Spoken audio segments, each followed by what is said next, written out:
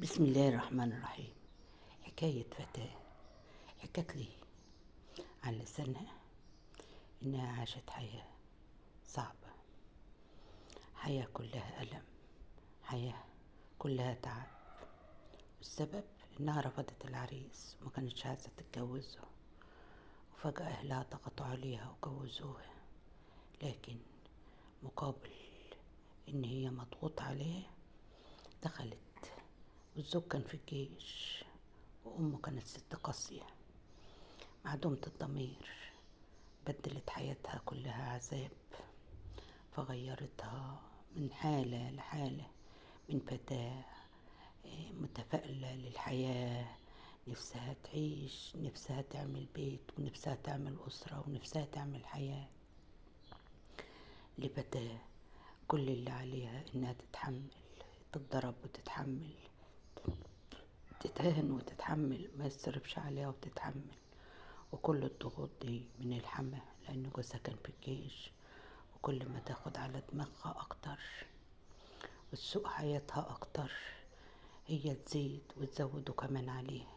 هل ضمير الإنسان بيقفش عند مرحلة، ولا ضمير الإنسان ميت على طول؟ أما تعيش عمرها كله في العذاب. حتى الأولاد طلعوا مفقودين الشخصية، لأن هي أصلا ما كانش عندها شخصية، كانت عاملة زي المثل اللي بيقول اللي بيكرهها جوزها بيلقوها أهل جوزها بالطوب.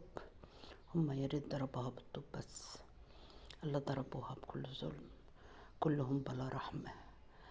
دخلت بيت الزوج شافت المر كله من الحما والعمة والسلف والسلفة، وزي ما يكون الدنيا كلها بتقول لها خد على دماغك، خد على دماغك انك طيبة، خد على دماغك انك حنينة، خد على دماغك.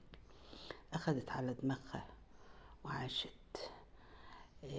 الزوج العديم الضمير يا ريته يراعي كده، اخد صيغتها واخد ورثها واخد كل ما تملك، ويا ريته وقف على هذا الحد، لا اتمدى اكتر اهانة وسب وقصف بيها وبأهلها. وديننا الكريم قال رمي المحصنات، هو بقى يرمي أهلها بالزور بعدم الضمير.